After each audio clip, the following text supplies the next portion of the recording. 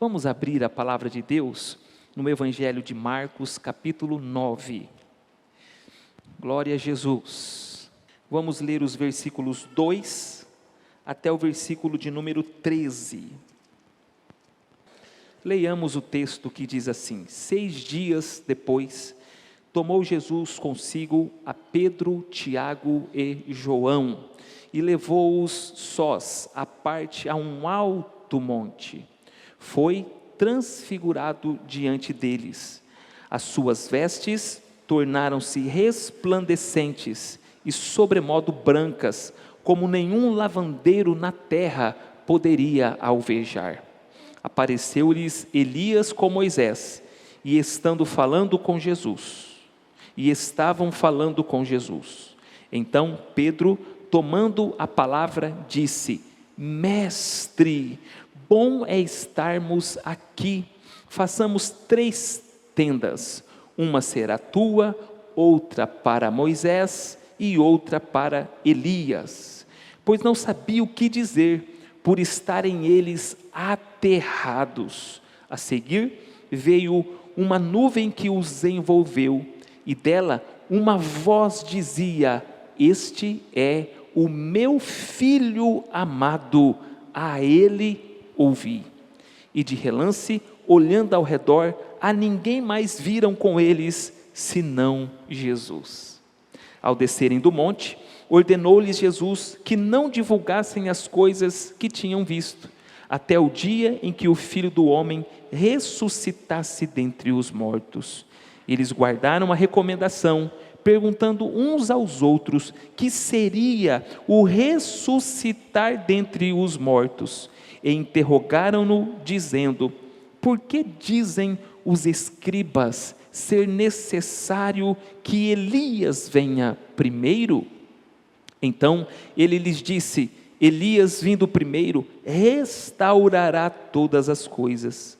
Como, pois, está escrito sobre o Filho do Homem, que sofrerá muito e será aviltado? Eu, porém, vos digo que Elias já veio, e fizeram com ele tudo o que quiseram, como a seu respeito está escrito. Oremos uma vez mais. Santo Deus, tua palavra foi lida, uma porção dela, e agora pedimos a tua graça para que possamos, Senhor, transmitir a tua palavra, aquilo que o Senhor já nos deu, que o Senhor fale ao meu coração, ao coração de cada ouvinte da tua palavra nesta hora. Em nome de Jesus, que haja edificação para a tua igreja e glória ao teu santo nome. Em nome de Jesus, amém. Queria falar um pouquinho sobre a experiência da transfiguração, essa experiência tão sobrenatural. Você já deve ter percebido, você que raciocina, que pensa, que faz algumas reflexões, que existe sempre algo a mais que os nossos olhos não conseguem captar. Existe sempre algo a mais diante dos nossos olhos que a gente não consegue enxergar. Uma testemunha disso, uma prova muito prática disso, é que nesse exato momento, aqui neste ambiente, está tendo vários sinais de Wi-Fi, esse sinal tão poderoso e tão fiel, que conecta os nossos celulares, os nossos aparelhos e os faz funcionar. Então, existem coisas diante de nós que nós não estamos vendo, mas que elas estão ali. E é por causa não da fidelidade do sinal do Wi-Fi, que faz o celular funcionar tão bem, mas por causa da fidelidade de Deus, que Deus revela coisas para nós que a gente não consegue enxergar. O que está acontecendo no Monte da Transfiguração é justamente isso, é Deus se revelando em glória por meio de Cristo, aqueles 3 discípulos, João, Pedro e Tiago, ou Tiago, Pedro e João. É por causa da fidelidade de Deus em se revelar a nós, que o Senhor concede estas experiências aos filhos dele aqui na terra. E que experiência! Eu nem sei como explicar isso direito, eu nem sei como ilustrar isso direito, porque aquilo que é sobrenatural, às vezes nós não encontramos palavras para descrever, mas foi uma grande experiência real com o Senhor Jesus. Deixa eu te perguntar, quando foi a última vez que você teve uma experiência real com Jesus? Uma experiência de quebrantamento na presença dEle, uma experiência de dizer assim como Jacó, verdadeiramente Deus está neste lugar, ou Deus estava neste lugar e eu não sabia. Quando foi que você teve essa experiência maravilhosa com o Senhor? O texto que a gente leu deixa claro para nós que Deus não dá experiências vazias para nós.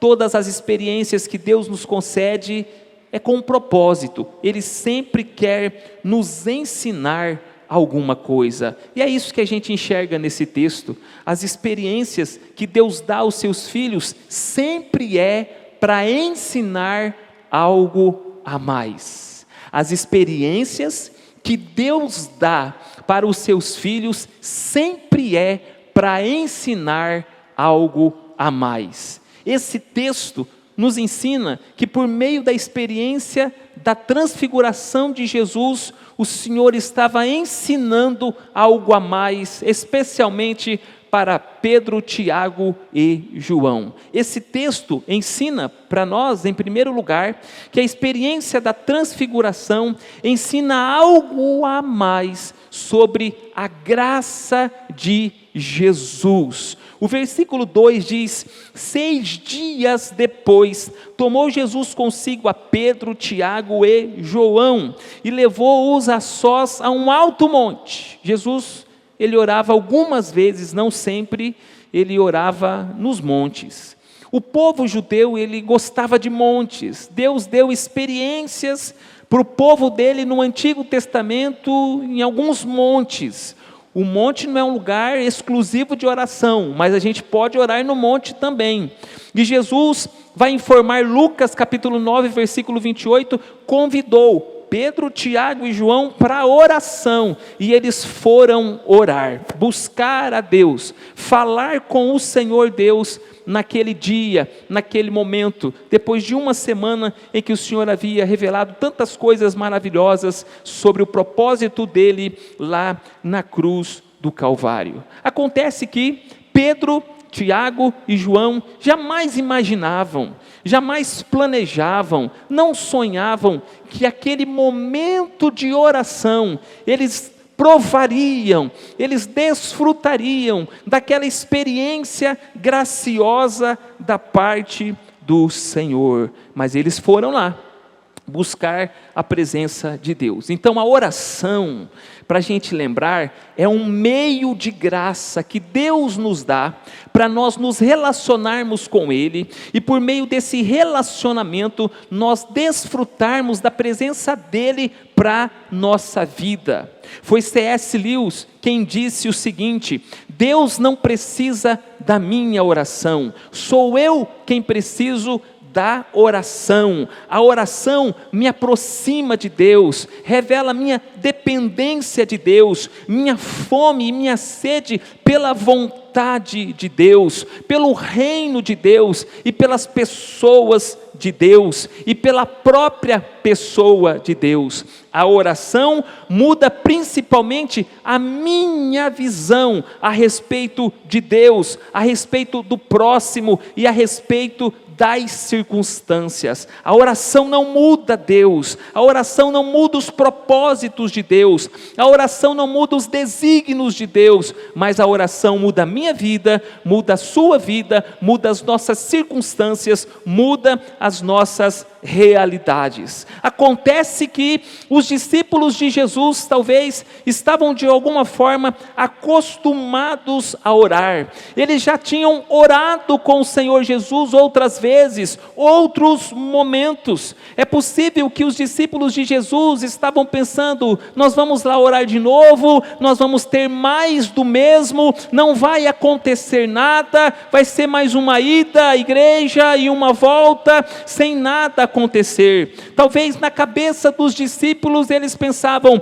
vamos ter mais uma reunião de oração com algum grupo de pessoa. Talvez eles pensavam: vai ser mais uma vigília com 6, 7, 8, 10, 13 pessoas. O que vai acontecer lá? Talvez não vai acontecer nada, como nunca aconteceu as outras vezes também. Talvez eles pensavam: vai ser mais um círculo de oração, onde a gente se reúne de 8 às 9, vai e volta, parece que não acontece nada. Mas foi naquele dia, naquele momento, com um grupo pequeno de pessoas, Jesus mais 3 discípulos, porque Deus não olha para a quantidade de pessoas, Deus olha para a pessoa, e quando Ele decide manifestar a graça dEle, algo sobrenatural aconteceu, aleluia.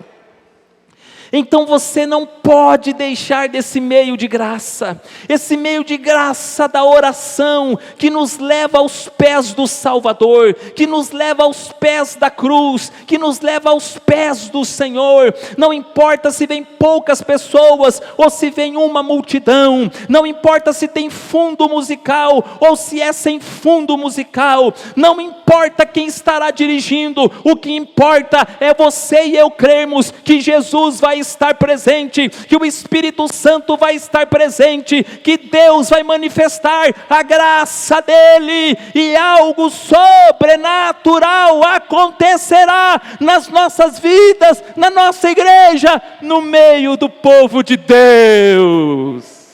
Você não pode parar de orar, no seu quarto no secreto, na terça-feira de oração, no círculo de oração no sábado, ainda que num momento aparentemente nada está acontecendo, não desista, continue orando, persevere, o Senhor há de nos dar, creio eu, experiências maravilhosas por meio da oração, aleluia.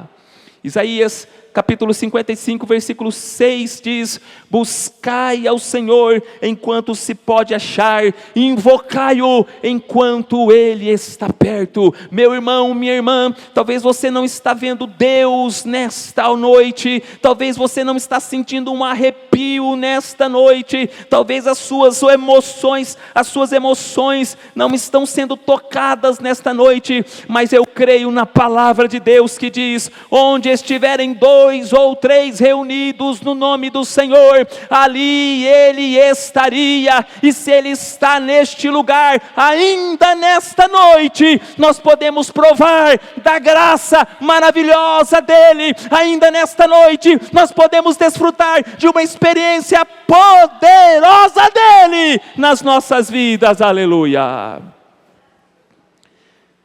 Experiência da transfiguração sempre ensina algo mais.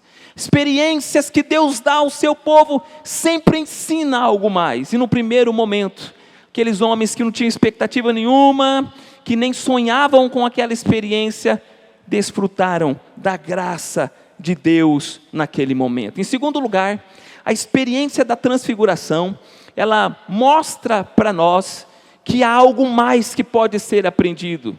E aqui no texto, a gente pode aprender mais sobre a majestade de Jesus. Final do versículo 2 e o versículo 3 diz que Jesus foi transfigurado diante deles. As vestes de Jesus tornaram-se resplandecentes e sobremodo brancas, como nenhum lavandeiro poderia alvejar. Marcos, no seu estilo literário, é sempre muito objetivo, é o menor dos 4 evangelhos, mas tem mais informações aí. Por exemplo, Mateus, descrevendo este episódio, diz que o rosto de Jesus brilhou como o sol. Irmãos, foi algo sobrenatural, algo majestoso de Jesus. Lá de casa tem uma vista privilegiada, e todos os dias eu vejo o sol nascer, e eu não consigo ficar olhando muito tempo para o sol, É essa experiência que os discípulos estão tendo ali.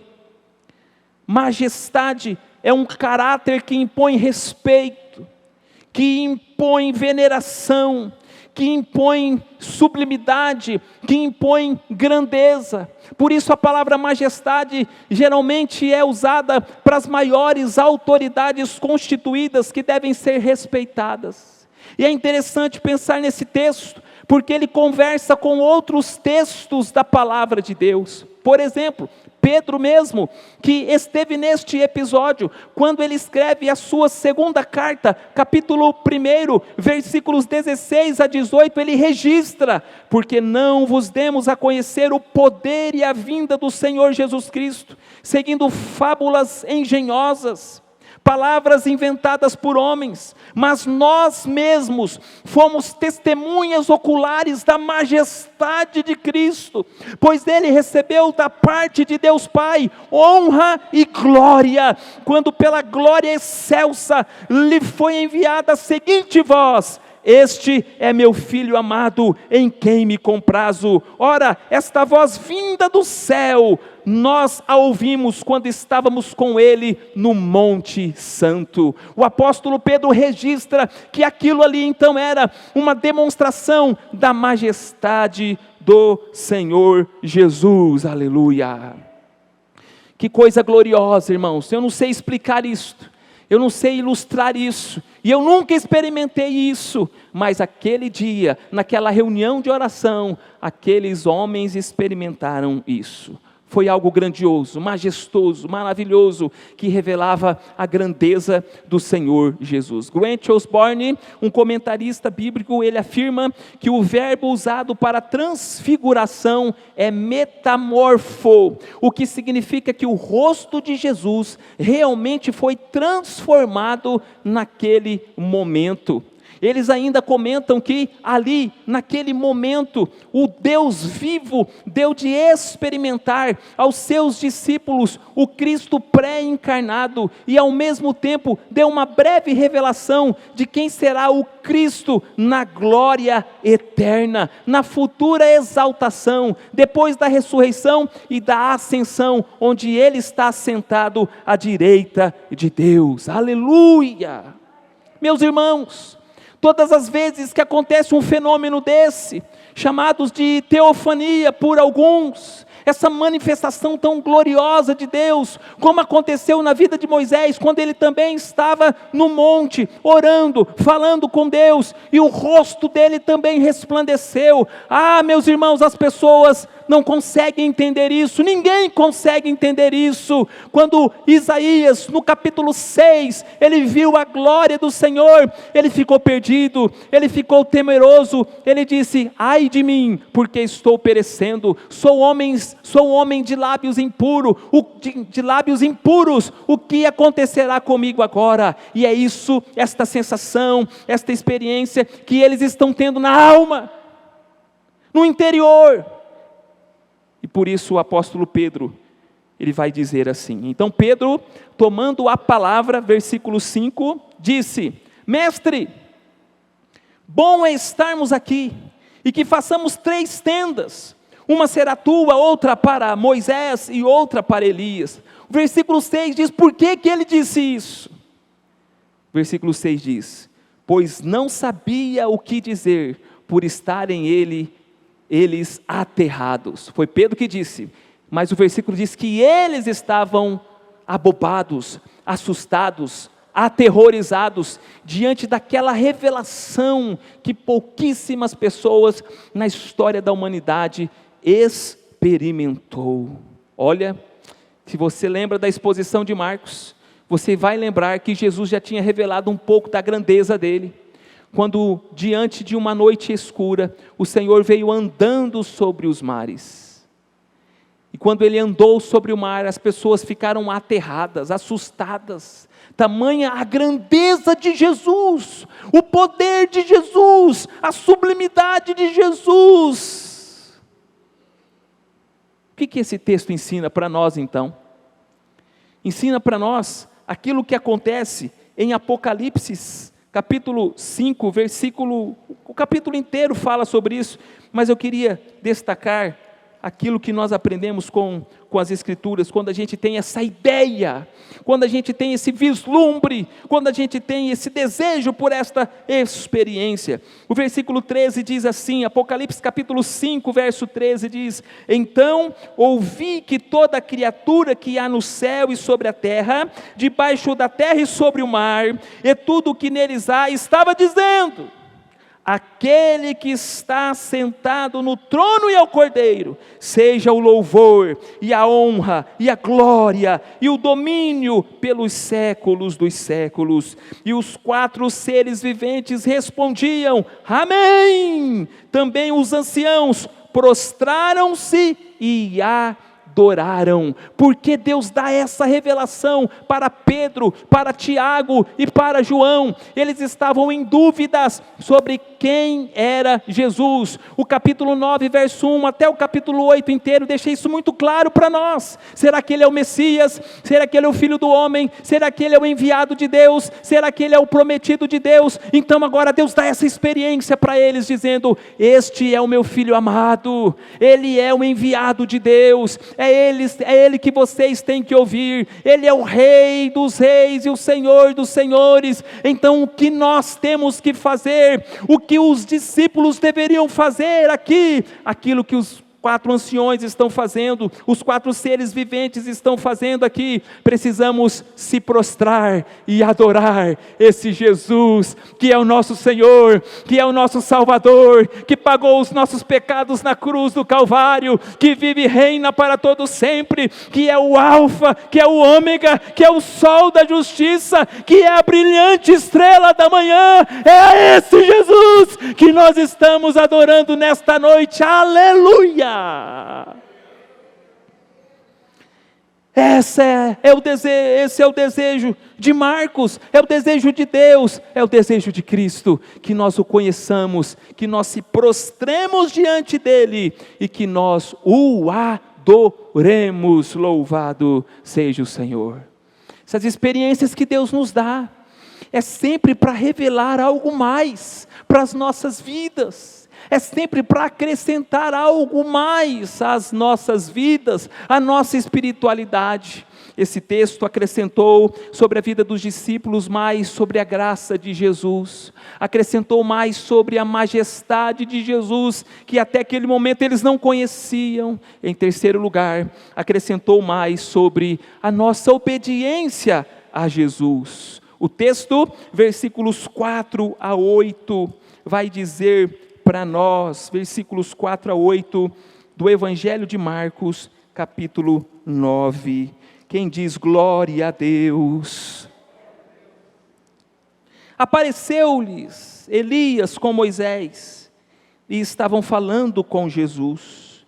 Então Pedro, tomando a palavra, disse: mestre, bom é estarmos aqui, e que façamos 3 tendas, uma será tua, outra para Moisés e outra para Elias. Pois não sabia o que dizer, por estarem eles aterrados. A seguir veio uma nuvem que os envolveu, e dela uma voz dizia: este é o meu filho amado, a ele ouvi. E de relance, olhando ao redor, a ninguém mais viram com eles, senão a Jesus. O que é obediência? Obediência é uma resposta que nós devemos dar a uma necessidade. Guarda essa definição. Obediência é uma resposta que nós devemos dar a uma necessidade. Por exemplo, você planta uma semente, aquela semente tem a necessidade de ser regada. Se ela não é regada, ela não vai prosperar, ela não vai avançar, ela não vai vingar. Então, para as coisas acontecerem, é necessário uma resposta de obediência àquela necessidade. Você tem necessidades físicas, você tem necessidades espirituais, você tem necessidades emocionais e tantas outras necessidades. Essas necessidades só são supridas quando há obediência. O seu corpo tem necessidade de nutriente, de proteína. Se você não comer em obediência à necessidade do seu corpo, você vai morrer. A obediência, então, deixada clara aqui para nós no texto, ela é muito importante. E nós sempre estamos obedecendo a alguém ou alguma coisa. A grande questão no nosso texto é a quem os discípulos iriam obedecer. Então você tem Moisés representando a lei, você tem Elias representando os profetas, e agora você tem Jesus.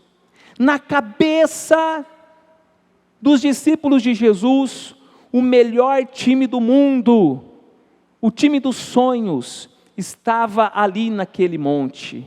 Se Moisés e Elias estão se unindo a Jesus, agora nenhum império, ainda que seja o de Roma, vai nos suportar. Então o pensamento de Pedro, representando os discípulos, estava incorreto, estava incoerente. Não é isso que Deus espera dos homens, que eles obedeçam a Moisés ou a Elias, porque já haviam passado a dispensação deles. Mas agora o desejo de Deus era que eles obedecessem somente a Cristo. Então, da mesma maneira que Deus falava com o povo lá no deserto por meio da nuvem, agora Deus se manifesta também no monte, aqueles 3 discípulos por meio da nuvem, e daquela nuvem sai uma voz: este é o meu filho amado, a ele ouvi. Esse ouvir é: a ele obedecei. Esse é o grande ensinamento desse texto. A quem nós vamos obedecer? A quem nós vamos se curvar? A quem nós vamos obedecer? Aqui em Maringá, em uma universidade, tem uma praça do conhecimento. E lá tem 4 personagens que contribuíram para o desenvolvimento da sociedade. Você tem Platão, você tem Galileu Galilei, Leonardo da Vinci, e você tem também Jesus Cristo. Todo mundo colocado na mesma altura, todo mundo colocado em pé de igualdade. Se Deus aparecesse ali, Ele diria: é este Jesus o meu filho amado, é a Ele que vocês devem obedecer. Irmãos, nós só seremos vitoriosos, guarda isto, se nós obedecermos a Jesus.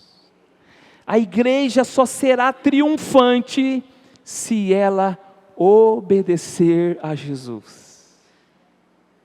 As experiências que Deus nos dá não são para fazer cócegas apenas na nossa alma, para trazer um tempo de refrigério, para trazer algo que será acrescentado no nosso currículo. No dia tal eu tive essa experiência, no dia tal eu tive essa experiência. Não! As experiências que Deus nos concede é para nós realmente percebermos que Ele é real, que Ele é verdadeiro e que nele nós podemos confiar e depositar nele a nossa obediência. Aleluia!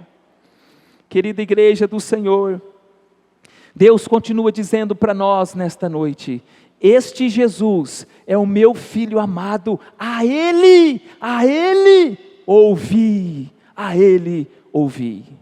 Como vai sua vida? Como vai a sua vida? Você está prosperando espiritualmente? Você está progredindo nas áreas do seu relacionamento? Como vai a sua vida? Se nós quisermos avançarmos e progredir, nós precisamos obedecer a Jesus. Quem diz amém para essa palavra? A experiência que Jesus deu lá no Monte da Transfiguração era para acrescentar algo a mais. Ali eles conheceram mais sobre a graça de Jesus, conheceram mais sobre a majestade de Jesus, conheceram a mais sobre a necessidade de obedecer Jesus, mas em último lugar, eles conheceram a mais sobre a restauração de Jesus sobre todas as coisas. A restauração de Jesus sobre todas as coisas. Marcos capítulo 8, versículo 9 a seguir diz: ao descerem do monte, ordenou-lhes Jesus que não divulgassem as coisas que tinham visto, até o dia em que o Filho do Homem ressuscitasse dos mortos. Então eles estavam no monte, mas agora estão no vale. É muito importante nós lembrarmos dessa presença maravilhosa de Jesus, e não só a experiência que Jesus dá. O Senhor estará conosco nas alturas, mas também estará conosco nos vales. Eu não sei onde você se encontra agora, se você está na crista da onda, ou se você está quase sendo submergido pelas águas, mas de uma coisa eu te garanto por intermédio das Escrituras: o Senhor estará conosco em todos os tempos, o Senhor estará conosco em todos os momentos, na alegria ou na tristeza, na dor, na enfermidade ou na saúde. O Senhor fiel, o Senhor poderoso estará conosco em todos os momentos. Louvado seja Deus. Verso 10 diz: eles guardaram a recomendação, quer dizer, estão obedecendo e perguntando uns aos outros o que seria esse ressuscitar dos mortos. A ressurreição é algo complicado na cabeça dos discípulos, conforme a gente já tem procurado explicar para vocês, porque esse tema aparece muitas vezes no Evangelho de Marcos e nos outros evangelhos também. A concepção, o ensino, a aprendizagem era que quando a ressurreição acontecesse, todo mundo ia ressuscitar de uma vez. Mas agora Jesus está dizendo: eu vou ressuscitar primeiro e eternamente. Então isso dava um nó na cabeça deles. Eles não conseguiam enxergar isso. Mas não só por isso. É porque na cabeça deles, Jesus como Messias, ele não era lembrado, muito embora foi anunciado como servo sofredor. Na cabeça dos discípulos, Jesus era o servo triunfante, que aparece lá em Daniel capítulo 7, versículo 13 e 14. Aquele que com o poder dos lábios, do sopro da sua boca, vai destruir todos os inimigos. É esse Cristo que eles têm na cabeça. Então, o Cristo que está na cabeça deles é um Cristo que é triunfante. Mas Jesus está falando do Cristo de Isaías 53. Vamos lembrar o que está lá em Isaías 53? Abre por favor comigo. Jesus está falando: eu sou o servo triunfante, mas eu também sou o servo sofredor. Isaías capítulo 53, para nós lembrarmos esta passagem tão maravilhosa que é encarnada e vivida por Jesus. Louvado seja Deus para todo o sempre. Isaías 53. Quem deu crédito em nossa pregação? E a quem foi revelado o braço do Senhor? Quer dizer, todos os anúncios de Jesus, quem é que estava dando crédito à pregação dele? Os discípulos mesmo tinham uma dificuldade de aceitar a palavra do Senhor como um servo sofredor. Versículo 2: porque foi subindo como um renovo perante ele, e como raiz de uma terra seca, não tinha aparência nem formosura. Olhámo-lo, mas nenhuma beleza havia que nos agradasse. Ele era desprezado e o mais rejeitado entre os homens, homem de dores, e que sabe o que é padecer, e como um de quem os homens esconderam o rosto, era desprezado, e dele não fizemos caso. Certamente, ele tomou sobre si as nossas enfermidades e as nossas dores, e levou sobre si, e nós o reputávamos por aflito, ferido de Deus e oprimido, mas ele foi traspassado pelas nossas transgressões, e moído pelas nossas nossas iniquidades. O castigo que nos traz a paz estava sobre ele, e pelas suas pisaduras fomos sarados. Todos nós andávamos desgarrados como ovelhas, cada um se desviava pelo caminho, mas o Senhor fez cair sobre ele a iniquidade de nós todos. Ele foi oprimido e humilhado, mas não abriu a boca. Como cordeiro foi levado ao matadouro, e como ovelha muda perante os seus tosquiadores, ele não abriu a boca. Por juízo o opressor foi arrebatado, e de sua linhagem quem dela cogitou? Porquanto foi cortado da terra dos viventes, por causa da transgressão do povo, foi ele ferido. Designaram-lhe a sepultura com os perversos, mas com o rico esteve na sua morte, posto que nunca fez injustiça, nem dolo algum se achou em sua boca. Todavia, ao Senhor Deus agradou moê-lo, fazendo-o enfermar. Quando der ele a sua alma como oferta pelo pecado, verá a sua posteridade e prolongará os seus dias. A vontade do Senhor prosperará nas suas mãos. Ele verá o fruto penoso do trabalho de sua alma e ficará satisfeito. O meu servo, o justo, com o seu conhecimento justificará a muitos, porque as iniquidades deles levará sobre si. Por isso eu lhe darei muitos como a sua parte, e com os poderosos repartirá ele o despojo. Porquanto derramou a sua alma na morte, foi contado com os transgressores, contudo levou sobre si o pecado de muitos, e pelos transgressores intercedeu. Na cabeça dos discípulos, eles não conseguiam enxergar que Deus ia moer o filho dele por nós, que Deus iria estraçalhar o filho dele por nós, porque na cabeça dos discípulos, o Messias, ele é só triunfante, mas o nosso Messias, ele também é sofredor, e ele precisava passar por essa experiência na cruz do Calvário.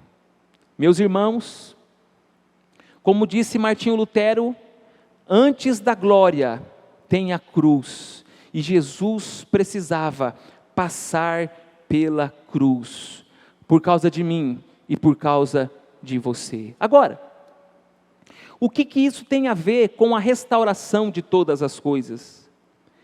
Porque era isso que os discípulos esperavam.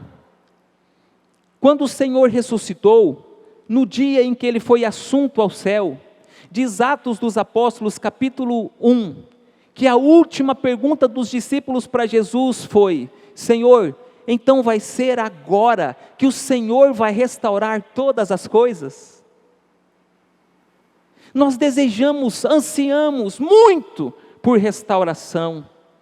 Todos nós somos feridos, todos nós somos caluniados, todos nós somos desprezados, todos nós em algum momento da vida somos rejeitados, não somos aceitos por algumas pessoas. Nós percebemos a nossa nação de alguma forma sendo prejudicada, nós percebemos famílias sendo prejudicadas, nós vemos tantas injustiças, nós vemos tantas coisas ruins acontecendo. Isso suscita, avoluma dentro de nós um desejo por restauração. Na época dos discípulos, Roma estava oprimindo o povo de Israel, e eles se perguntavam: Senhor, é agora que o Senhor vai restaurar todas as coisas? É nesse momento que nós vamos desfrutar de um momento de paz, de um momento de refrigério, de um momento de alegria.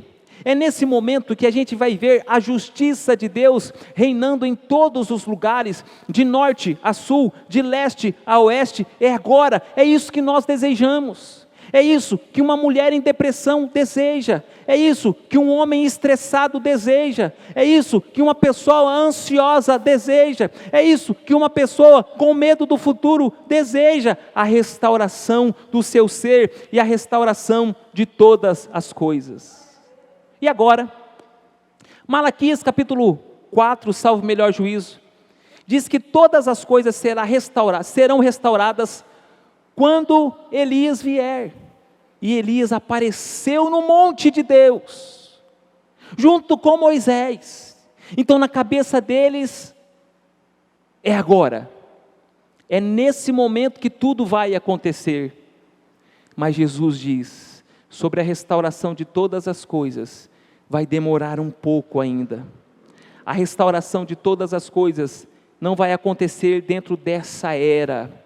A revelação de todas as coisas não é para esse tempo, mas é para a eternidade.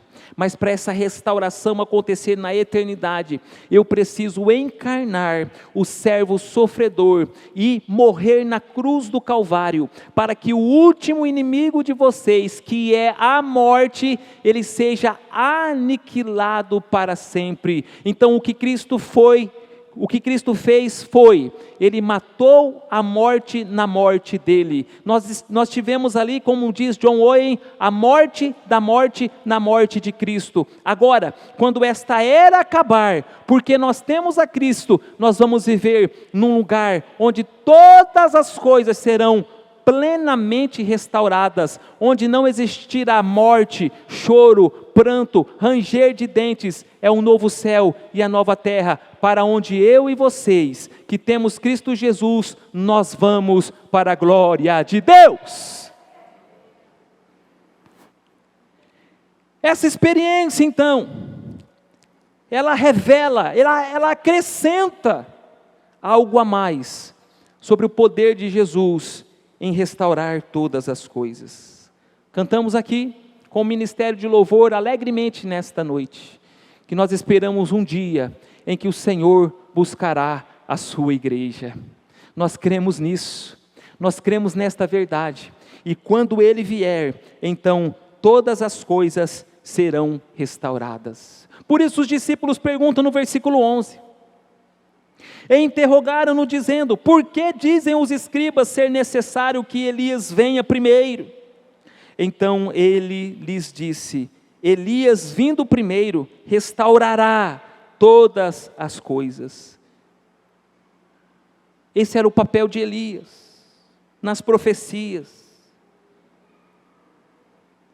Mas aí Jesus vai acrescentar, pois está escrito sobre o Filho do Homem, que sofrerá muito e será aviltado. Quer dizer, Jesus faz uma pergunta para os discípulos, levando eles para o Isaías 53 e outros textos proféticos, mostrando da necessidade do sofrimento de Jesus. Verso 13 então, ele vai encerrar o assunto dizendo, eu porém vos digo, que Elias já veio, e fizeram com ele tudo o que quiseram, como a seu respeito está escrito. O Elias, irmãos, ele é descrito como um espírito, ele é descrito como uma personagem, que será vivenciada por um outro profeta que vai fazer com que isso acontecesse, e esse profeta, o Evangelho vai dizer para nós, foi João Batista. João Batista então já veio, e João Batista já cumpriu esta parte. Agora então, o Senhor Jesus Cristo, ele precisava morrer.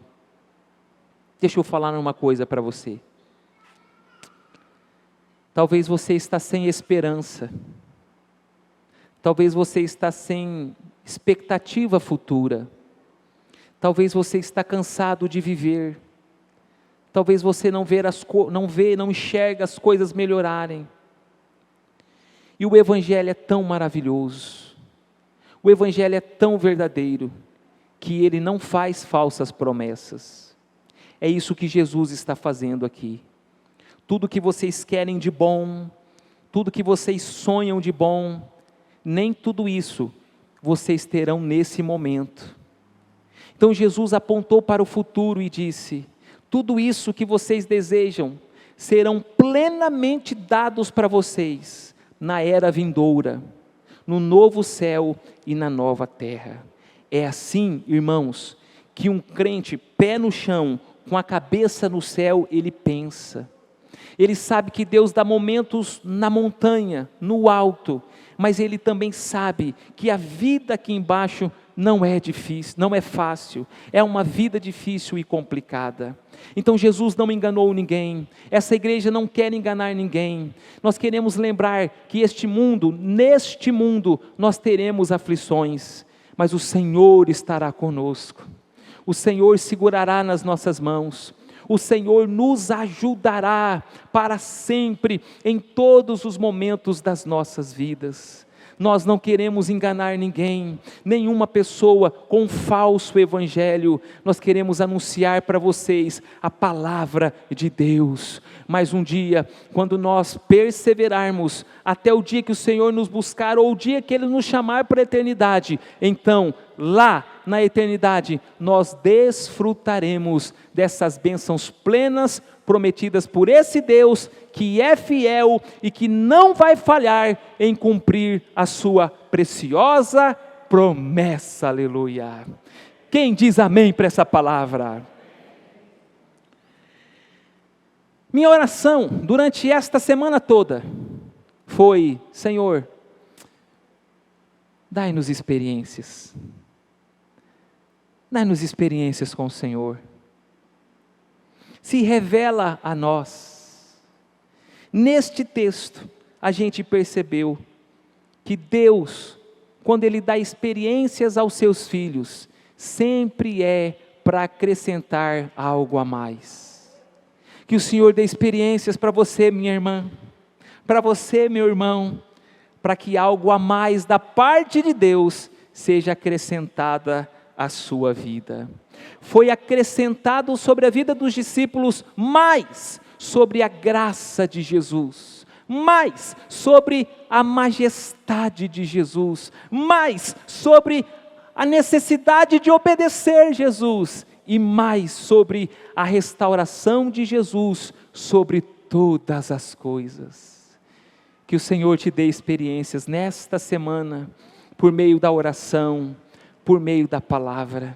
Que o Senhor ainda hoje, nesta noite, antes de acabar este culto, Ele nos dê experiências maravilhosas na presença dEle, em nome de Jesus Cristo. Amém? Amém.